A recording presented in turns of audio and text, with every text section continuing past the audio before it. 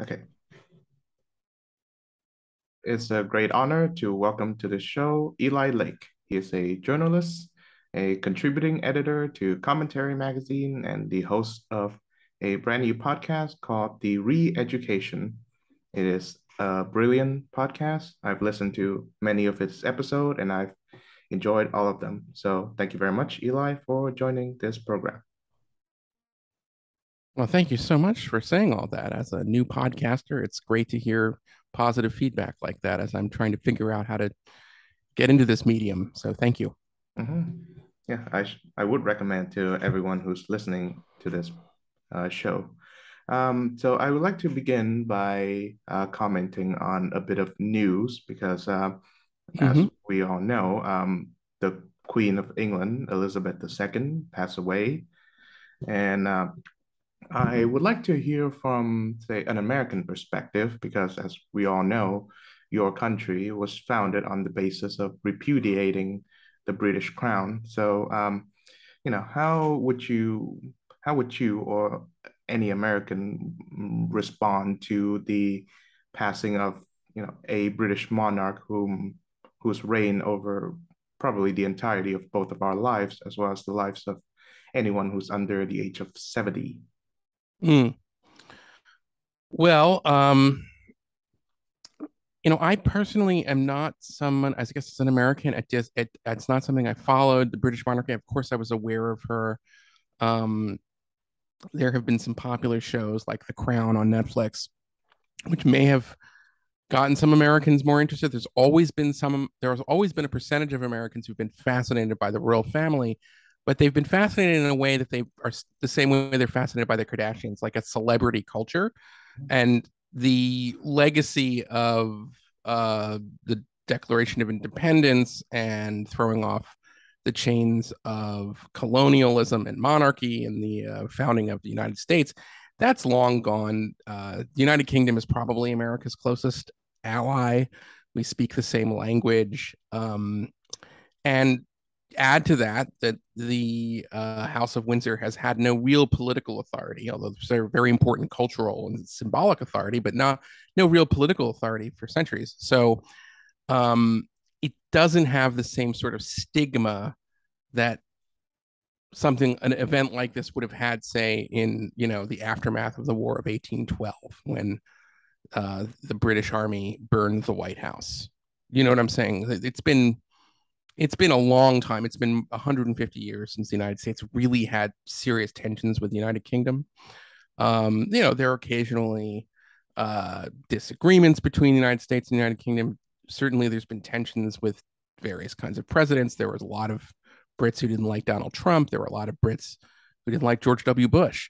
But the bonds between the countries, because we speak the same language, remain. And I think, if anything, there's something about, I think, Americans sort of view British people in general as maybe being more educated. There's something about when you hear that accent, you think that somebody who's talking to you maybe knows more than you do, even though it's not always the case.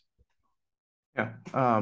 It's called the special relationship, right, between the US Yeah. and UK, and it came under particular criticism when uh, George W. Bush, as well as Anthony Blair, uh, were respective leaders of both countries. And even though they disagreed on many things, one was a conservative and the other was a liberal, they Yeah. were of one mind regarding the invasion of Iraq. And I remember, I think it was Gore Vidal who, when he visited Britain, he said that this is not a country, this is just an American aircraft carrier. Blah. Well, I mean, Gore Vidal is a brilliant writer, and the English language is enriched by the fact that he has written a lot. Does not mean that, especially towards the end of his life, his politics really curdled, in my view. Mhm. And I just think that's completely wrong.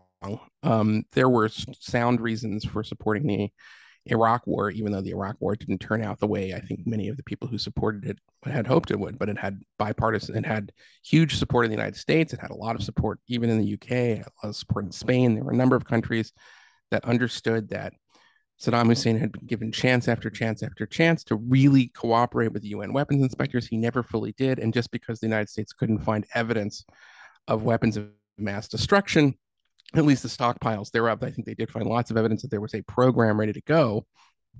Doesn't mean that Saddam Hussein was being entirely transparent and did not have reason to, had given the impression to everybody that he was willing to endure horrible sanctions for his country in order to protect what appeared to be the remnants of his weapons of mass destruction. You have to remember this goes back to the original Gulf War of 1991, when Saddam Hussein in that war, where they had found evidence that there was this nuclear program that had been continuing. So there was a period that led up to the 2003 war where I think there were good reasons to be suspicious and to suspect Saddam Hussein. And so I don't really see it as, Tony Blair was George W. Bush's poodle. It's a sort of popular line of attack at the time. But I have my priors on this, and I'm sure lots of people disagree. But and all of that said, as one of my ideas in the podcast, that you have to separate the art from the artist. So just because I disagree with Gore Vidal's political opinions in the last decade or so of his life doesn't mean that he is not, in many ways, a brilliant essayist and novelist. Mm-hmm. Yeah, and from many anecdotes and biographical notes, Gore Vidal was kind of a libertine, which is not a lifestyle that I endorsed. But I hope he was definitely a libertine. He definitely was, for sure. And he wasn't just a rumor. He wrote about it, spoke very openly about it. So yeah. Yeah, and I do hope to get into the Iraq War as a subject in the coming discussion, but I would like to talk about the magazine which I mentioned that you're working on commentary. It's a great magazine. I've been a reader of it since last year, and great. it's from what I've heard, it is a very important journal of opinion that is of a what you would call neoconservative persuasion. Irving Kristol's words, not mine. Yeah, I would say it's right of center now. Yeah, but certainly, yeah, I mean, neoconservative. Yes, you can call Commentary Magazine neoconservative for sure. But I understand that it was started as a left-wing journal. Yeah. Yeah, it was. Well, I wouldn't call it a left-wing journal. It was started as an arm of, I think it's the American Jewish Committee. It was started by Norman Podhoretz. Norman Podhoretz was kind of he was a New York intellectual, and he was part of the sort of might be called center left. Mm-hmm. And he breaks ranks with a lot of his comrades in the 1960s, really. There's a famous, and his memoir is, there's one memoir is called Making It, and another one he wrote called Ex-Friends, right, in which he goes into how he has, lost friendships with people who were much more on the left. But I think Commentary was always very much of a kind of liberal, not liberal, but like small L liberal. But it was an intellectually curious magazine that was very much connected to Jewish life in New York, among other intellectuals. So it migrated over time, you could say, to a kind of neoconservative, but it always maintained an interest in culture and a kind of curiosity about the world. That's been, I think, a common thread and a grounding in a very specific kind of Jewish experience in America, which I think is another thread of Commentary Magazine. But I appreciate you reading it. I think it's a great magazine. And I'm glad it's been around so long. It's still going strong. Mm-hmm. Yeah, I enjoy almost every article that I've read so far. So let's talk about this other project that you're working on, the Re-Education podcast. Of course, I'm from Vietnam, so the word re-education carries a much more malevolent connotation. And I didn't. I should say I'm aware of that. You're absolutely right. I do not mean to in any way diminish the horrendous legacy of re-education camps, whether in Cambodia or Vietnam or any of the former current communist countries.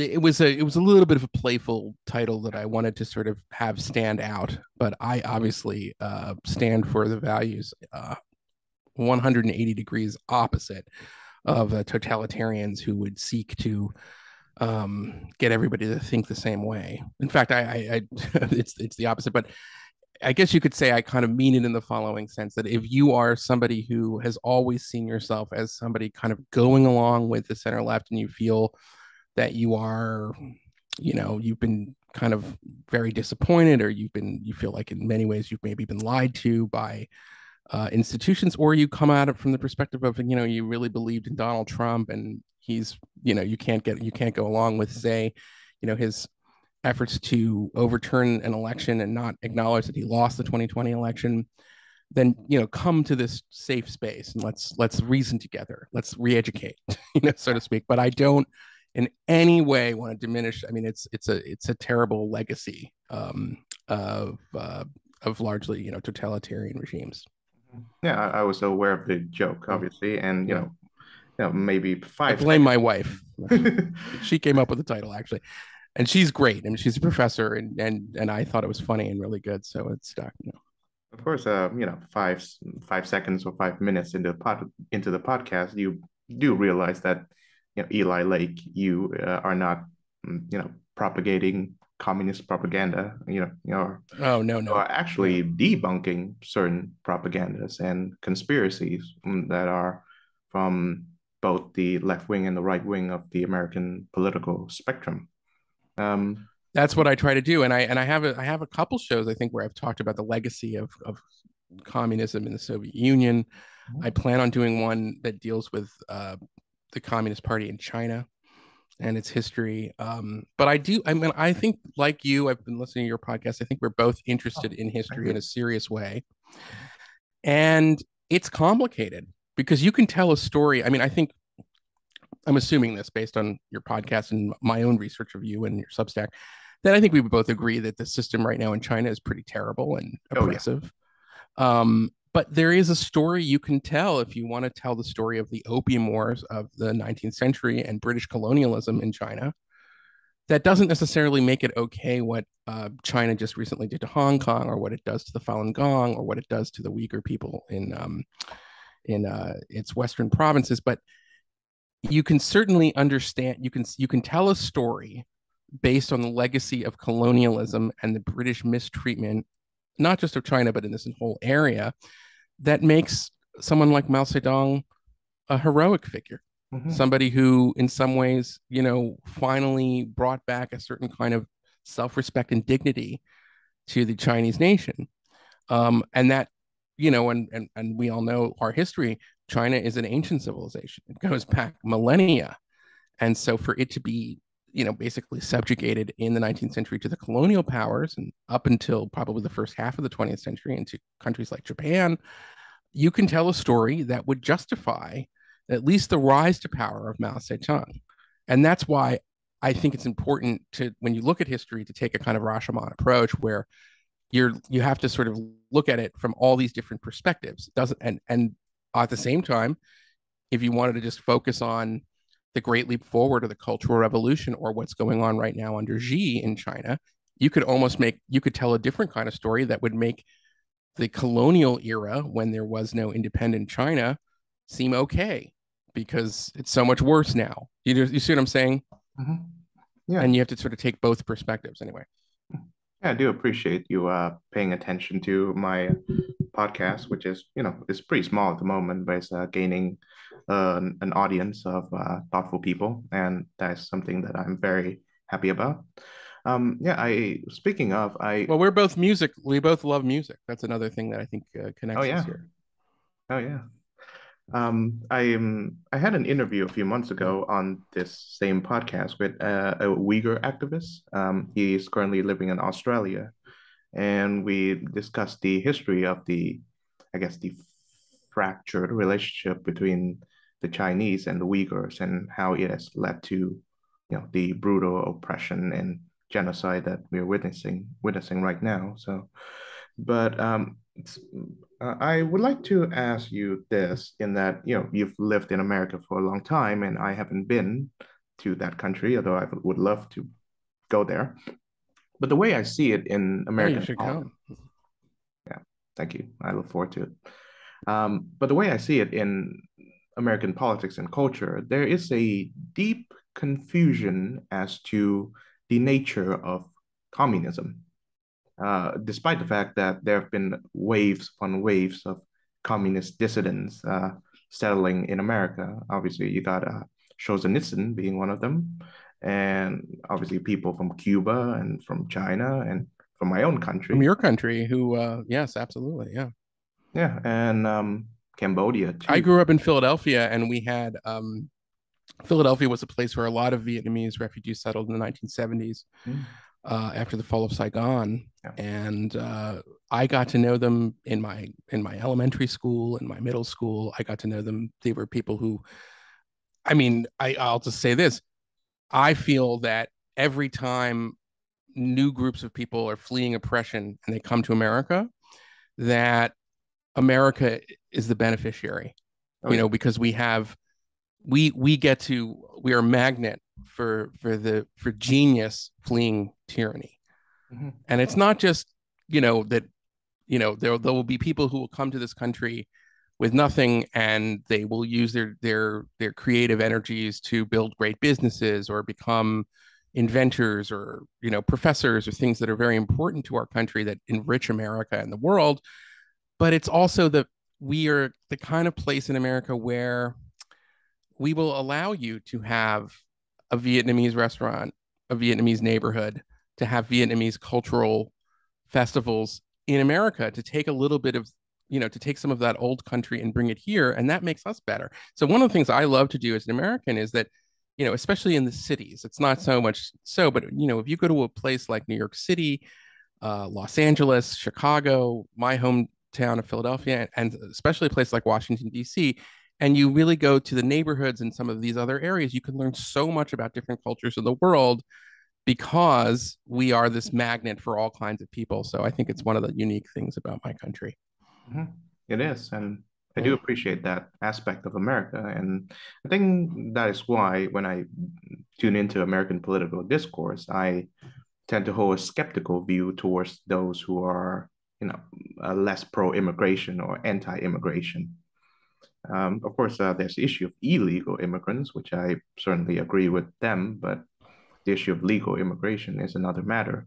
But but my question was that many Americans, especially those who were born in the U.S., are very confused about the nature of communism, especially the younger cohorts, and especially the ones who are attracted to, uh, say, the left wing of the Democratic Party, say Bernie Sanders or Alexandria Ocasio-Cortez. And Yeah. I'd like to ask you why is this the case? Well, some of it I think is a reflection of the failure of establishment or what might be called the neoliberal consensus. So you mentioned earlier we were talking about Tony Blair and George W. Bush. Well, you're right. I mean, one was a kind of socially conservative Republican. The other one was a liberal leader of the Labor Party. But in the 1990s and the 2000s, there was a real consensus on the very big issues. This is after the fall of the Soviet Union, and there was an historian and a philosopher named Francis Fukuyama who Yep. The end of I'm history. going to simplify, probably oversimplify, but he believed that with the end of the communist system, there was sort of an end of history, or at least an ideological struggle between different systems of organizing societies, and that it would be smooth sailing in terms of liberal democracy going forward. Now, he had lots of caveats. He's now since revisited it. There's a lot there with Fukuyama that sometimes it's oversimplified. But the point is that this led to a consensus view among Republicans and Democrats that massive amounts of globalization, free trade were good things for America. And lots of Americans prospered as a result of that. Goods became much cheaper. Things like airline travel became much cheaper. We saw the rise of the internet. People were able to seek out what gave them happiness and pleasure, and there were a lot of it was really great for a lot of different classes of people in America in the last 20, 25 years, but it wasn't good for the people who were traditionally what were the sort of what we call working class, people who worked in factories, who were now competing with the rest of the world and competing with workers in other countries that were paid far less than they were and had, didn't have health insurance and didn't have the same kinds of opportunities that working people in America had for most of the 20th century. And so I think that creates um, what might be called a legitimation crisis. This is a concept from a German sociologist and philosopher named Jürgen Habermas. But it's the idea that institutions which once had broad-based buy-in from the population, there's a number of people and a growing number of people who become disillusioned. So they look for alternatives. And what's an alternative to the neoliberal consensus? Well, I wouldn't say it's necessarily hammer and sickle communism, but it would be the international socialism offered by somebody like a Bernie Sanders, an AOC, the Democratic Socialists of America. And while these forces still do not really represent a majority, let alone a significant faction of Americans, a lot of young people are turning to them because they sort of say, listen, previous generations, I'm a Generation Xer. Okay, so I was born in 1972. So previous generations were able to, work in a lot of jobs. They were able to go to college. They were able to pay off their loans, and they were able to buy a home, and they were able to do all these kinds of things. And if you think about it, maybe the first generation, Generation Z, doesn't necessarily think those things are guaranteed to them. So again, they become disillusioned with the old consensus and they look for alternatives. And I think you're right that it's interesting to look at this from the left, right? But aren't we seeing the same thing on the right? There's a new class of people, younger people on the right, who call themselves national conservatives, NatCon sometimes. They have questioned some of the Enlightenment privileges. They think that conservatives fighting kind of for fairness in the public square are too timid and are unaware of the threat that's posed to institutions by the kind of critical studies left or the postmodernist left. But it's really a similar kind of disillusionment. It's both, and it's coming largely from a kind of younger crowd at saying this consensus doesn't work for us. And so let's look for alternatives. I think it's a mistake to look at both of these tendencies and assume that they are going in, they're inevitably going to find themselves kind of becoming either totalitarian left or authoritarian right. It's not going to be fascism or communism necessarily, but at the same time, we should be aware that that's a possibility. But I think that we have to be careful for those of us who still think there might be some value in the old neoliberal consensus, not to dismiss people who are dissenting right now as deplorable communists or deplorable fascists, because that's just a way of ignoring them, and then you're gonna sow the seeds for an even greater crisis later on. So there's got to be a way to kind of acknowledge some of these concerns, think about how to tweak it while saving the things that are still really important about a liberal democracy and the way things have been going. Mm-hmm. Yeah, a few things I'd like to add in that. Sure. People who haven't read Francis Fukuyama would often associate him with that phrase, the end of history, and therefore fosters a great deal of misunderstanding as to where Fukuyama stands politically, as well as his brilliant, thoughtful analysis on politics.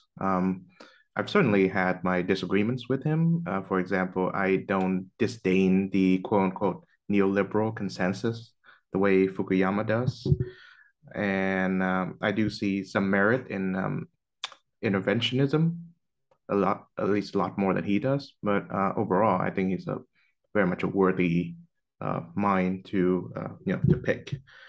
And yes, it is concerning the level of, I guess, populist uprising that is going on in both the left wing and the right wing of your country's politics. And increasingly, even though I would stand as a conservative in the American tradition landscape right now, but I'm increasingly worried about my peers on the right who are supporting odious figures like Viktor Orban of Hungary and Putin, even though with the war in Ukraine that has become a bit subterranean. I'm thinking of people like J.D. Vance, who I've become increasingly disappointed as he slides further and further deep down into demagoguery land. You would have loved him 10 years ago, Chuan.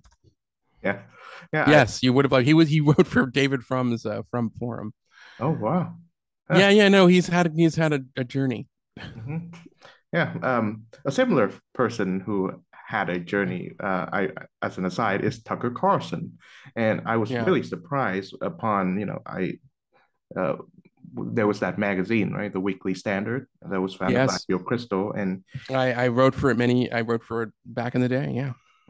and I was very surprised when, going back to the archives, I found that Tucker wrote many articles for it and was even on the masthead a few times, and um, he has certainly repudiated his previous, I guess, Well, Tucker was a neoconservative in the 1990s. yeah, and he By is the way, we went to the same college, really, Trinity College in Connecticut. Yes. He was ahead of me by a couple of years. I think he was a senior when I was a freshman. But now I have to say, I find the response to Tucker Carlson from like progressive activists to be uh, almost inexplicable. I mean, they're basically trying to get him off the air by any stretch, and it to me sometimes it feels like it's a, how do I put this, like it's like almost like they've lost confidence in their own ideas or the ability to kind of win debates through a free exchange of ideas. And I don't like that tendency on the left to try to deplatform or shut down speech that they find objectionable by claiming it's violence or hate speech or things like that. I'm very, very, I'm somewhat not radicalized, I guess, but like it's something that I'm very attuned to and rubs me the wrong way. So sometimes I find myself almost reflexively defending Tucker Carlson, even though I disagree very much with his foreign policy and I disagree with his uh, commentary about January 6th. But I defend him in many ways because I just think that there is this tendency to want to dismiss him and censor him and silence him that is so unhealthy. And I also would add this, that there are times when Tucker Carlson in his monologues will identify issues that no one else is talking about that are need to be heard. Now, you might disagree with the framing, and that's fine, but when you have when you have major kind of the biggest media, especially on cable news, and they're not doing any stories about things like rising crime in small cities or the fentanyl crisis or things like that that are addressing this segment of Americans that we talked about that have become disillusioned with the old consensus. Well, then you're gonna if it's not Tucker Carlson, it'll be somebody else. So I have this, as I said, I have complicated views on it because, as again, I think that sometimes he can play into certain kinds of really nasty strains in American politics, where he will try to kind of create the impression that there's a cabal of people who are secretly controlling events, even though he doesn't go quite as far as sometimes his critics say he does in that regard. But on the other hand, I do think that you have to kind of deal with him and not just anathematize him and say he's so toxic we'll never talk to him. I mean, we could use more crossfire. I don't know if you've done this. I mean, you seem like the kind of guy who probably has. Have you looked at the old firing line archive on YouTube? It's William F. Buckley's show. Yeah, with Buckley. Yeah. Anyway, I would love. I mean, the firing line is back with Margaret Hoover, I should say, but that is the spirit I would love to see for especially American broadcast journalism, where Buckley, who was a conservative, obviously the founder of the National Review, a very important conservative in the 20th century, but he would have on Noam Chomsky, who was probably the most articulate critic of the Vietnam War. He would have on members of the Black Panther Party. He would have on American socialists. He had on one of my mentors, Christopher Hitchens, who at the time when he was on Buckley's show was a socialist. When I got to know him, he was sort of migrating more to the right, although I wouldn't call him a neoconservative. But that sort of back and forth, it's not only enjoyable as for us, I think, as two people who are intellectually inclined to watch two great, two really intelligent people and articulate people debate something. but it's also a way to kind of get to the truth of something. Is that I think you'll come away much more informed if you hear, you know, passionate advocates on either side of an issue debate something than if you just get one side of it. Oh yeah. I owe a lot to Mr. Buckley for for forming in the formation of my conservative views. I've and as well later on being a Catholic. Um, he was an example of how to of someone who's moderate Mm, and of someone who has the courage or at least the audacity to push out the fringe members of his own side. And absolutely. No, I mean, it's one of the things I admire about Buckley too. And I'm not a Catholic, but I absolutely, I have to ask you as a Catholic, Chuang, have you encountered the writings of Sohrab Ahmari? I've heard of him. Yes. He's an Iranian, right? And Yes. I've never engaged in his writings like seriously enough, except for that one when he criticizes David French. But Yeah. I've not engaged in his Catholic He's writing. a recent he's a recent convert to Catholicism. Mhm. He writes very eloquently about it, his story of why he is a and I would just be curious. I'll say this: Sohrab's an old friend of mine. I think we were closer when he was more of a neoconservative. However, I still consider him a friend, and I think he considers me a friend, even though we are very much in disagreement on a lot of things at this point. But um, I'd be curious to kind of at some point. I mean, I think you'd be a good guest for your show. I would love to kind of see how you grapple with him as a Catholic, because he that is at the center now of I think his thinking and writing. Mhm. Yes, he is a figure in this new or at least resurging movement known as Yeah. integralism. Yeah, the idea that it's basically they're advocating for a Catholic theocracy rather than a liberal pluralistic American democracy, from what I've read. But Yeah, it's. I think they're actually unclear on some of this stuff. I don't mhm, think they want to get rid of elections. I don't think they want to get rid of the Constitution. I just think that they think that at the moment traditional constitutional small L liberalism is not enough to fight the and I'm trying to steel man them. I don't want to caricatures, but I'd say that it's just it doesn't meet the moment of the broader kind of threat of the cultural progressivism. And I can say this, I have some sympathy for that in that I do think that the institutions like the US Academy, like the universities have really been taken over by the left. And I don't know how you begin to restore balance without maybe some things that before I would sort of oppose on principle. But at the same time, it doesn't lead me to want to support Donald Trump, who I think is his own is in his own way an obvious threat to our constitutional republic in America because he won't recognize the results of elections that he loses. So I'm left cold by the new national conservatives in a lot of ways, but I also understand and I'm sympathetic to why they are looking for new answers. yes, like you said, Mr. Amari would be a great guest for me to have on. Yeah, I should probably drop Yeah, him a line. he's also like he's a really brilliant guy. I mean, even if you disagree with him, he's worth Mhm. listening to because he does have a wonderful mind. Yeah, I understand. But I'm glad you mentioned the Trump's election denialism because that segues into my next question for you. Because in the 2020 election, there are two parallel, I guess, theories or conspiracies about how the election Mm-hmm. turned out or the integrity of it. The first one, propagated by Trump, is this one called which can be called voter fraud and has been advocated by a good number, not in the entirety of his party, the Republicans.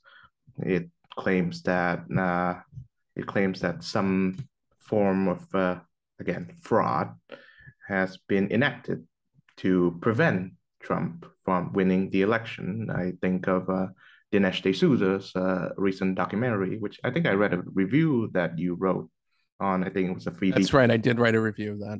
Yeah. And the second, Yes, I did. It's a free yeah, book. and the second theory is this one called voter suppression, and it is propagated by the Democratic side, and it claims that certain laws in certain states, and I'm thinking of the voter ID requirement laws in Georgia, and they claim that it is ushering in a new era of Jim Crow because it prevents racial minorities from voting. And of course, even as a non-American, I find both of these to be wrong. But Mm. uh, I like to hear from your perspective on how and why conspiracy theories came to be dominating this election in particular. Well, I hope they don't dominate. Let's start with the Trump side of it. I mean, like any time you have you can call it a conspiracy theory, you can call it whatever you want, but anytime usually there is a grain of something that's true in this. And it's true for the other side too. So let me explain it in the context uh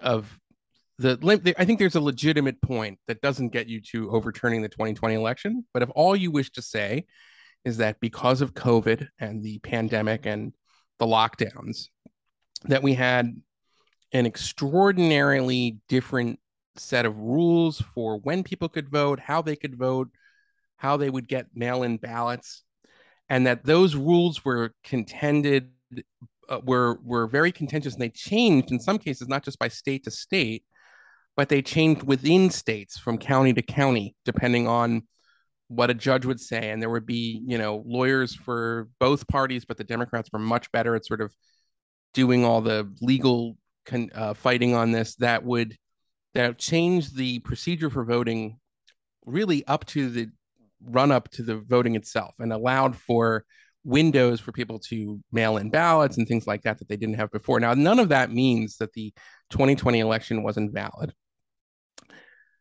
Ostensibly, I mean, you could say the Republican Party kind of signed off in some respect to these new rules as well, but the new rules were very complicated. They weren't consistent.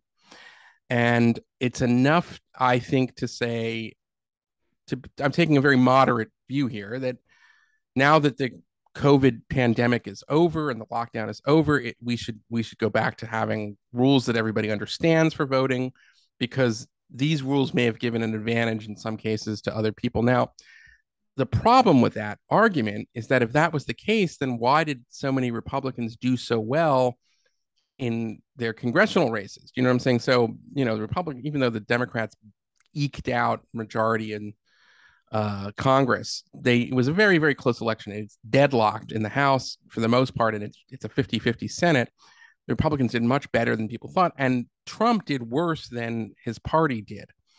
So that does not strike me. And you can say that the rules were peculiar and they were different, and we should get back to the old rules and everybody agreeing to them. And, we shouldn't have to have these last minute changes and things like that. But that doesn't tell me that the election was rigged. And then there are a bunch of other theories about why the election was rigged that are so fanciful and stupid and ridiculous that they're not even worth talking about. So that's my thing. I want to give them that thing to saying procedures because of COVID were changed. If you want to say, I don't know what effect that had, and maybe it gave some advantages to people. I mean, by the way, we see this in elections in America, at least, all the time. I mean, one side will come up with some sort of way to sort of figure out, like, ballot harvesting, right? Mm-hmm. That's illegal in some states. It's not. It's actually legal in a lot of states. And then the other side will do it. And so it's an advantage for one cycle. It's an advantage for one election, but then it suddenly becomes not something once people figure out what's going on. Now let's look at the other side. There were states in the last 10 or so years that certainly disenfranchised lots of people that disproportionately affected African Americans. Most of the time, this happened in not updating rolls of people who had been convicted of felonies, which disproportionately affected Black people. That was one way. Sometimes there would be redistricting when, well, by the way, I should say both parties do this redistricting, but there would be redistricting that would advantage one party over another. Though that's nothing new. That's been happening for years and years and years. So there were examples, and then I think there was actually Justice Department, had successful prosecutions in some cases, and I'm thinking of North Carolina. I don't know all the so there have been examples of efforts to disenfranchise the vote that certainly kind of at least had the effect of disenfranchising more African Americans, in these particular contests, and so that's a real thing to an extent. The complaint about the Georgia law is just pure demagoguery and BS, because and or the argument that requiring to ID at a polling station is somehow suppressing the vote is nonsense. It's a way of guaranteeing the integrity of the vote. So and almost no one except for Democratic activists actually believe that.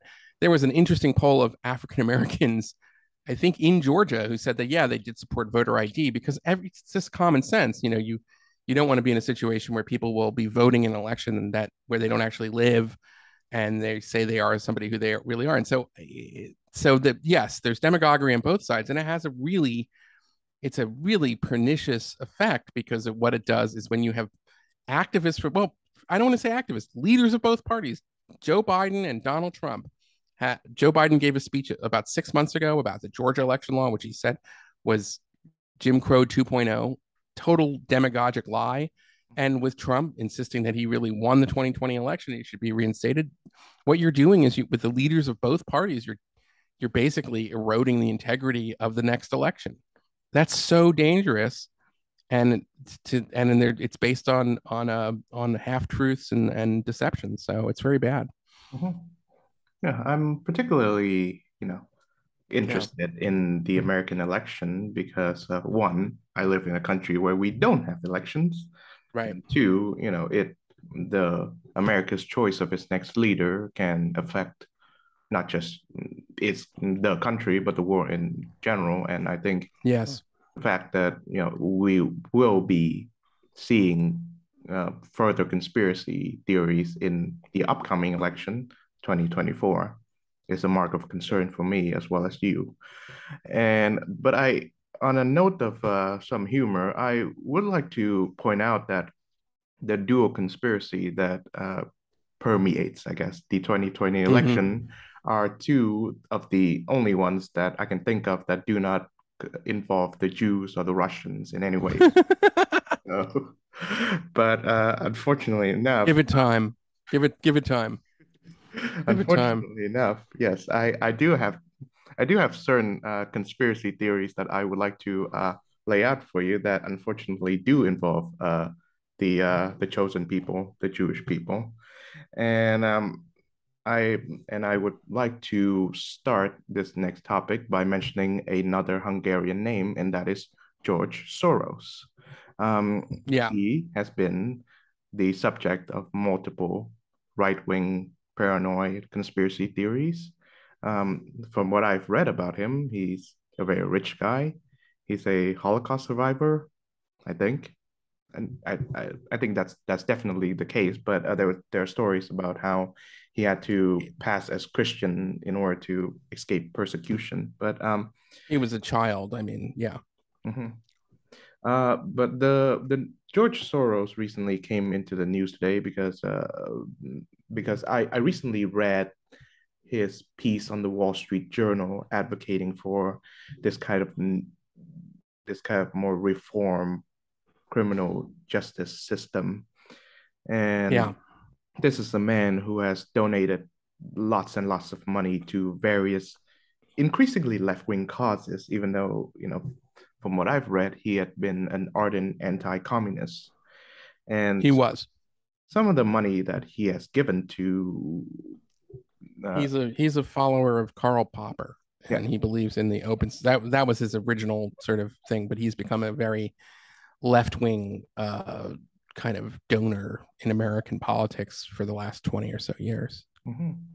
And some of the money that he's given away ended up in the campaigns of pretty progressive, reform-minded, so to speak, prosecutors in your country. And recently, or Yeah. Yeah, you did a I mean, he podcast. certainly it's gone to these their campaigns. Hmm. Um, Yeah. the road to hell is paved with good intentions. Hmm. I think the people who are for the decarceration movement or criminal justice reform have, in many ways, uh, they do have very good intentions, and there's some things in which I think I would agree with them, which is I think that our approach to a kind of war on drugs in America has led to uh, just not just huge waste of money, but wastes of lives, and that there's been people who have been kind of retail drug dealers, or we are not addressing the disease of drug addiction, um, and we're not really doing anything to stop trafficking of drugs. So if you wish to say we need to reform our drug laws in such a way that we're not wasting all these resources going after it and figure out a way to try to help addicts and things like that, I'm center right, and I would agree with that. The problem is that the progressive prosecutors that George Soros's Open Society Institute has supported uh, have all, in some cases, like in the case of Chesa Boudin in San Francisco, who was recently voted out, have taken this approach that almost everybody who runs afoul of the law in America because it's an unjust system probably doesn't deserve to go to jail. And they're not interested in looking at, in some cases, that these are dangerous individuals who should be locked up and not released. They're looking at everybody who, is in these circumstances should be released. And as a result, a lot of cities where progressive prosecutors have taken over have become far less safe. I don't think it's anti-Semitic to talk about the fact that a lot of this is coming from Soros's Open Society Institute. I think he's one person. There will be people who are anti-Semitic who will look at that and say, "Aha, he's Jewish, so it must be the Jews." But I, I don't know what to say. I mean, that's giving a kind of veto in our public discourse to pig-headed morons.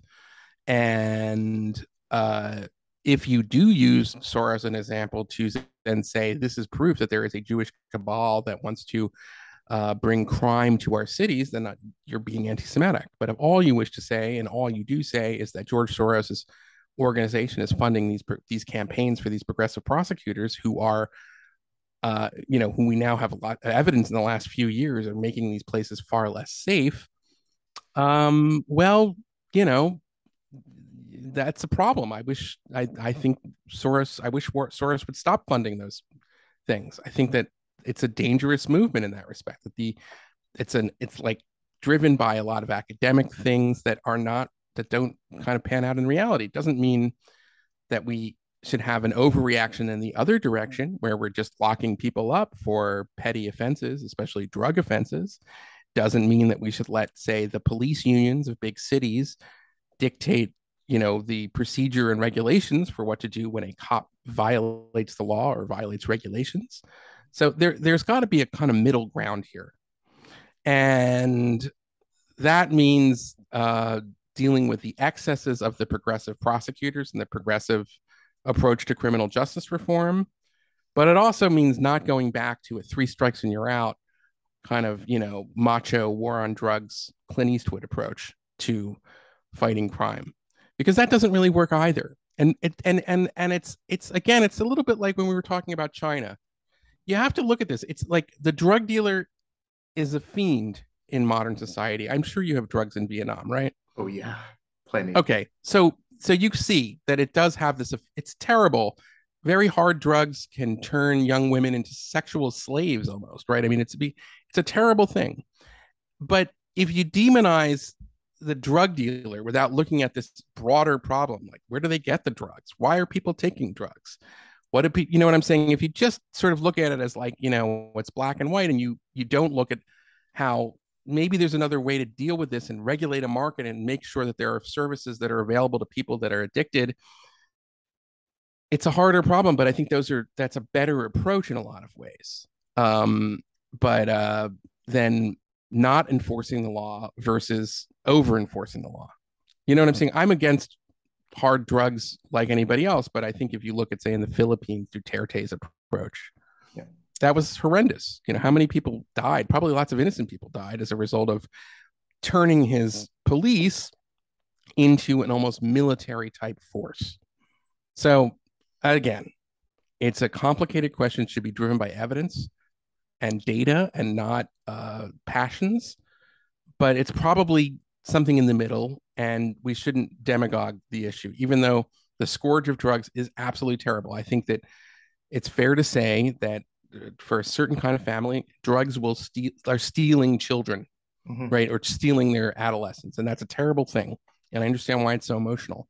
But to address this problem doesn't mean that we have to necessarily create more problems, because when somebody gets arrested who is a low-level person who probably isn't responsible for all of this and is just sort of the fall guy, right? Think of that. What if that person had, a 2-year-old child, or what, you know what I mean? And they have to visit their parent. I mean, there's all kinds of implications for this, and there has to be a way of addressing this problem that doesn't create more problems. Mm-hmm. Yeah, well, but as Soros indicated in his journal piece, he's not going to stop funding any time soon, and he's free to do that. I mean, we live in a free country here, so he's free to do that. It's just, but I just would say,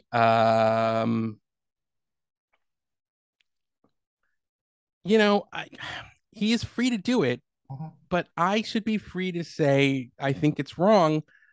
I mean, it's different because I'm Jewish, so I can criticize Soros. I have criticized Soros over the years. But there should be transparency. We should know what you're supporting, Mr. Soros. And people should be able to make that a political issue, which I think people are beginning to do that. And you can't just respond to that saying, hey, I think it's wrong that this gazillionaire is funding all these campaigns across the country for progressive prosecutors. And then the response to that being, well, if you're mentioning George Soros' name, you must be an anti-Semite. I mean, that to me is so dangerous, because there really is real anti-Semitism, which I'm concerned about, but that's not anti-Semitism. So it kind of just, don't do that. Then you're trivializing a serious thing. Well, like Tocqueville, I am a friend of American democracy, and Soros is but one man, and he's not even an American citizen. So I do believe in the power. He is an American citizen, I'm pretty sure. Oh, really? Huh. I think he must be. I can check, but I'm pretty sure he is. Yeah. Okay. Well, nevertheless, he is one American citizen, and there's a multitude of American citizens who can and I think will disagree with his views. But I guess we can talk about anti-Semitism, because that is the fuel for conspiracy theories that involves the Jews. And there are a couple of more I think I'd like to lay into you, because we previously talked about Bush Blair and the Iraq War, and that is where the feverish hatred of those that the Iraq War's critics called neoconservatives springs forth. And even today, I find that, even though neoconservatives are nowhere to be found in the halls of American power, they've been successfully, I guess, push out the Republicans, and I don't think Democrats are accepting them. But I do see some people like Congresswoman Tulsi Gabbard of Hawaii. She was going on about how neoconservatives in the White House are pushing for American interventionism, especially in the war in Ukraine. But the idea that these critics of the Iraq war and in interventionism, in particular, American interventionism, I mean, is that Bush they see as not a smart guy, but who has been somehow manipulated into sending troops into Iraq by the neoconservatives, and by which they often cite, prominent Jewish intellectuals, Bill Kristol being the head of them. And of course, I think that you or yourself may be, maybe part of their list. Well, I was a young guy when the Iraq war started, so I don't know about that. I mean, first of all, let's start with George W. Bush. He was not a dumb guy. He was a smart guy. He probably read a book a week when he was president, which is impressive. He came off as, I think, some people, sophisticated types in the Northeast part of the country thought he was dumb because of the way he spoke sometimes, which I think he had to overcome. It's not dyslexia, but there was a certain thing about the way he spoke that made him sometimes appear, but he wasn't dumb by any stretch. That's not true. So let's start with that. Second of all, close to 80% of the country supported the Iraq War in 2003 when it was launched. It was a very popular position. Both parties largely supported it. There was a majority of Democrats and Republicans who voted for it. It was authorized by Congress at the time. There was a debate over the Iraq War resolution. The assumption that Saddam was concealing weapons of mass destruction, this sometimes is seen as juiced or phony intelligence that was used to sell a war. But if you look at the history and the context of everything leading up to 2003, that was, I think, the most logical and likely assumption, was that Saddam Hussein was concealing weapons of mass destruction because he was going out of his way to defy the UN weapons inspectors. Now, what we learned after the fall of Saddam Hussein's regime was that he wanted his neighbors to think that he had weapons of mass destruction, because he believed that those weapons, that the perception that he would use chemical weapons or biological weapons or even nuclear weapons was absolutely critical to his survival and the survival of his regime. So he believed that if the Iranians or his many domestic opponents didn't think he had chemical weapons or biological weapons that he would use, that he would become vulnerable to a coup or another invasion. This is a fact. I think the U.S. intelligence community, the amount of money that is spent every year on the U.S. intelligence community, probably should have figured that out. On the other hand, maybe it means that it was, too big or whatever. But, there was such an incentive, especially after 9/11, to forward the most alarmist kind of, assessments of, opaque regimes like Saddam Hussein's, that I'm not surprised that there was this intelligence failure before the war. And was it much of an intelligence failure? Well, we know that there were still some stocks of chemical weapons that were found. That I had written about this kind of like in 2005, but much later, I think in 2014, the New York Times did a big piece on it, and wasn't what was promised, but there was some. And there was also, if you read David Kay, who just died, the senior weapons inspector, his report was that there was a pretty extensive program in Iraq that was run by the Republican Guard and other elements that kind of loyalists to Saddam Hussein that had the infrastructure to create chemical and biological weapons that could be turned on once the UN Security Council would finally kind of clear Iraq from its obligations after 1991 and the ceasefire of the first Gulf War.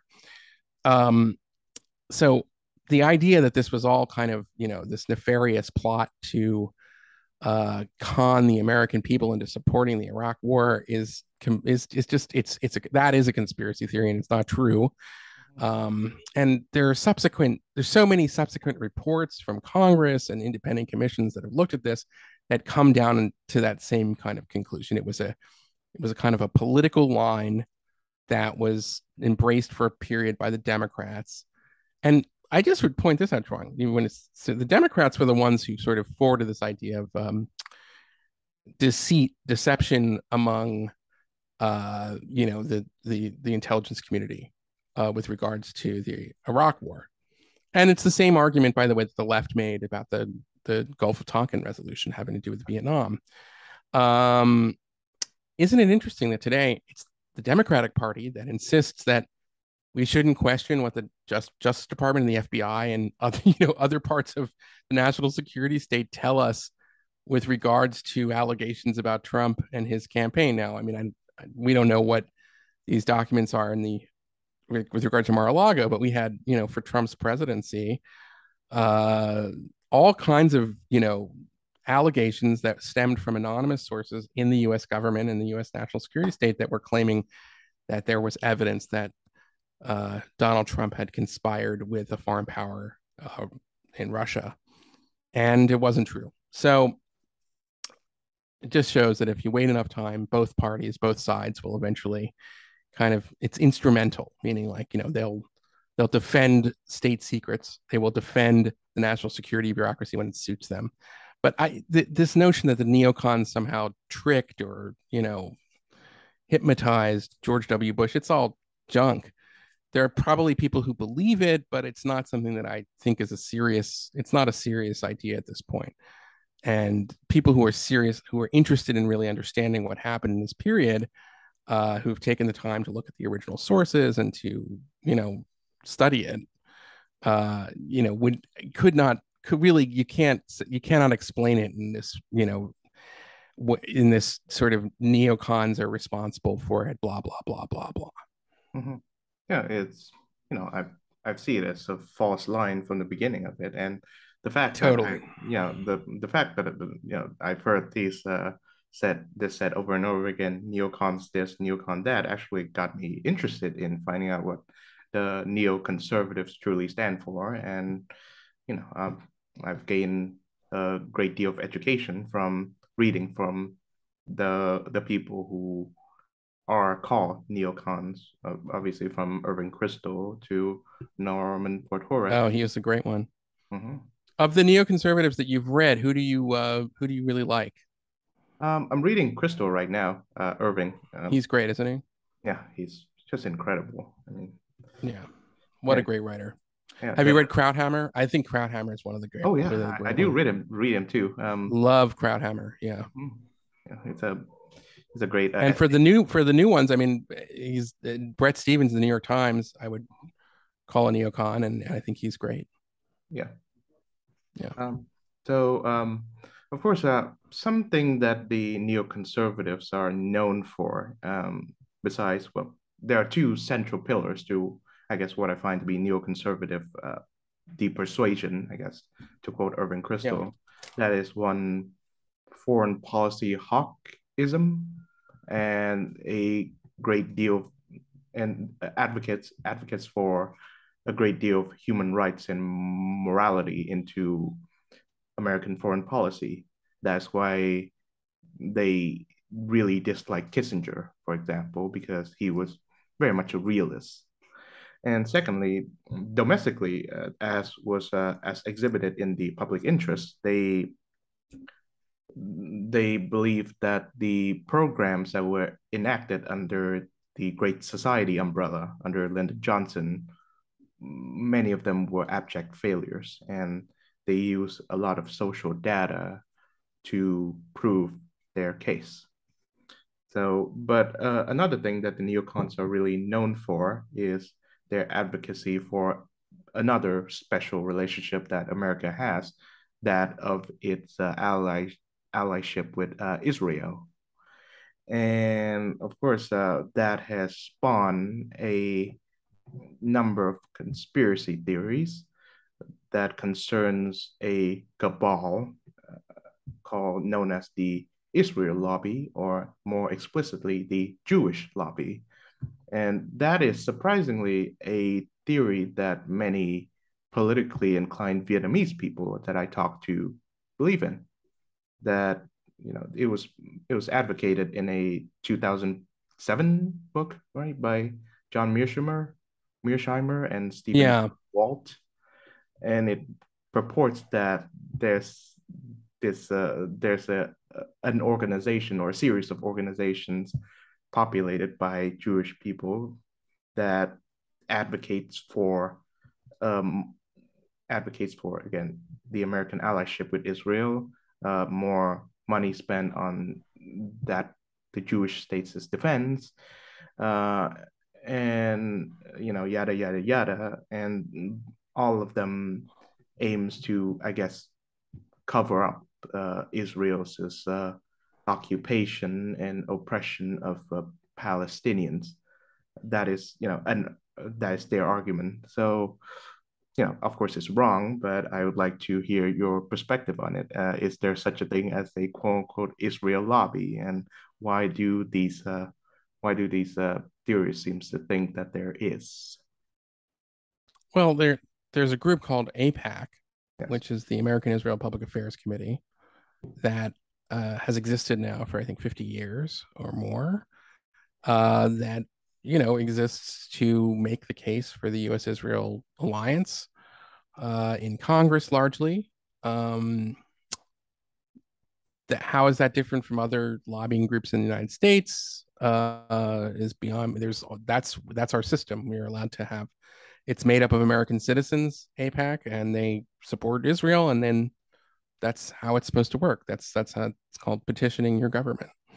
So that itself is not that interesting. The problem with Mearsheimer and Walt's paper was that they extended the definition of lobby to include journalists, former officials, and other folks who just happen to be, and they sort of suggest that they all work together. That's not exactly true. They didn't account for the differences among people that were in the so-called pro-Israel camp, so that there were plenty of people who would be on the neoconservative side in the 1990s who opposed the Oslo Agreement, and yet AIPAC was very much a supporter of the Oslo Agreement. And something that these are facts that were omitted from the Walton Mearsheimer thesis, that AIPAC for many years lobbied Congress, and particularly lobbied conservative members of Congress, to appropriate funding for the Palestinian Authority. There were plenty of conservative Republican politicians who didn't want to give any money at all to the Palestinian Authority, anything having to do with Yasser Arafat or later Mahmoud Abbas. And it was AIPAC that kind of said, hey, we think you should support that. And you want to be, you want to be more Catholic than the Pope, more Jewish than the rabbi, I guess, then come on, what are you talking about?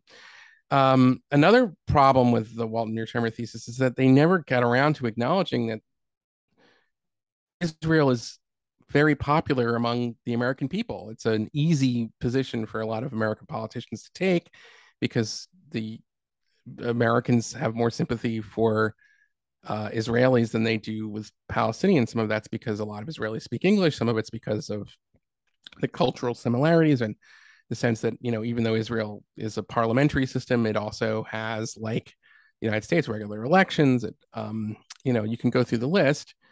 Another thing that they neglect to talk about is the fact that over, especially the last 40 or so years, Israel has been a great ally to the U.S. intelligence community and its defense department. So there are institutional reasons why weapons manufacturers and weapons programs at the Pentagon would want Israel to be a partner, because Israel is a world leader when it comes to certain kinds of technologies. So all of that stuff is sort of missing from it. So they act as if you needed to have a special lobby that is somehow distorting the national interest. And this is really where their argument breaks down, because if you think about it, they're academics and they come at it from this perspective that there is that all countries have a national interest that is kind of independent from a democratic, whether if that country is democratic or not, right? And at a certain level of abstraction, it makes sense. Countries want security. Countries want access to, vital goods, whether that's oil or, if you go back to the ancient Roman Republic, the Nile River Valley was a strategic resource for the Roman Empire, because that's where the Roman Empire got the grain to feed the people of the Roman Empire. So it wasn't just a matter of, well, the Phoenicians want to go another way, we'll respect their choice. The Romans had to have access to that wheat, or else everything would come a cropper. So that, when you're talking about national interests, I mean, that makes sense, right? And okay, well, every country has that. Doesn't matter if they're a republic or tyranny. But it breaks down in the modern sense because different political parties, depending on who wins elections to the presidency and who takes over the executive branch, have a different sense of what our priorities would be. But in the case of Israel, both parties have pretty much, more or less pursued this alliance with Israel. Now, finally, I would say this. There was an argument during the Cold War that the alliance with Israel was not in America's national interest because it made it harder to have an alliance with the countries like in the Gulf, like Saudi Arabia and the oil producing nations that were strategic essentials for the United States, because they were so opposed to the Jewish state. So it was like you had to choose one or the other. And that was when, real like kind of foreign policy realist types would argue that we shouldn't be too close to Israel because then we won't be able to get the oil to continue to pump at reasonable levels from Saudi Arabia or something like that. Um, that is no longer the case in 2022 or even in 2006 when Walter Mearsheimer first wrote this thesis, because the Arab states and Israel have an alliance against Iran. That's why we have the Abraham Accords. That's why we have, it's a totally different kind of geopolitical map at this point.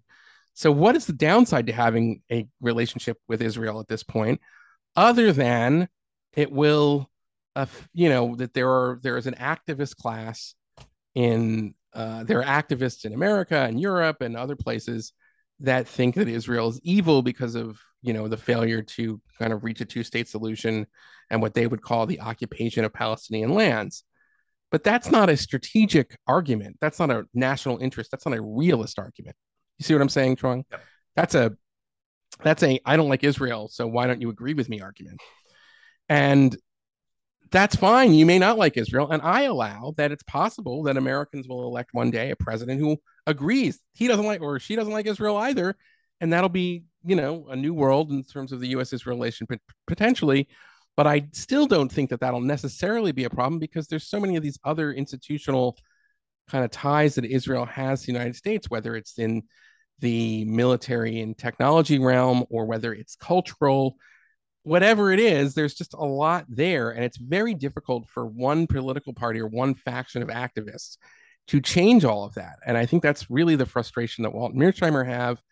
And that's why, really, I mean, if you think about it, that book, which was a huge controversy when it came out, I mean, nobody cares about it today. Nobody even, you know what I mean? It's not a thing. Even the Quincy Institute, which you could say, the same groups of people who were really into the Israel lobby book now, formed this thing called the Quincy Institute for Responsible Statecraft. It's a think tank in Washington. I've written about it. They're not really spending a lot of time railing about the Israel lobby at this point. I mean, some of them, I guess, are, but mainly everybody's sort of moved on. So, mm-hmm. Yeah, well, among the many things that I find disappointing about the Quincy Institute is that it was not named after Quincy Jones. It was named after John. We should end on Quincy Jones. What a genius Quincy Jones is. Oh yeah.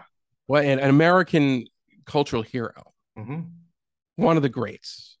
Mm-hmm. What an amazing life. I mean, the guy's still alive, but wow. Quincy Jones.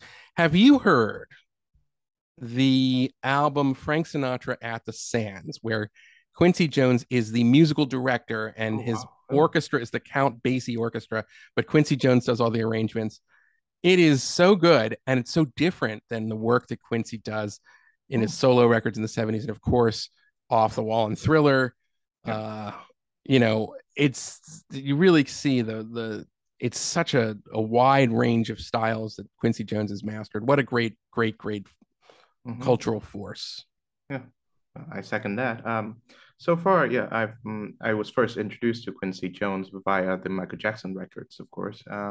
But I've also listened to his soundtracks mostly on the Italian Job, which is vastly different from what he did on the Michael Jackson albums, and as he is remarkable music talent that man is. And of course, as per your request, we should end on a high note in accordance to George Costanza. So Eli Lake, it's a great honor. I've enjoyed this conversation from beginning to end. Me too. Thank you so much, Trung. It was really wonderful to be here. I'm so glad I found out about your podcast. I will make sure to tweet about it on Twitter when this episode comes up. And thanks so much for having me. Yeah, thanks. Thank you for joining the show. And I would recommend your podcast too. And have a great weekend. Take care of yourself. You too.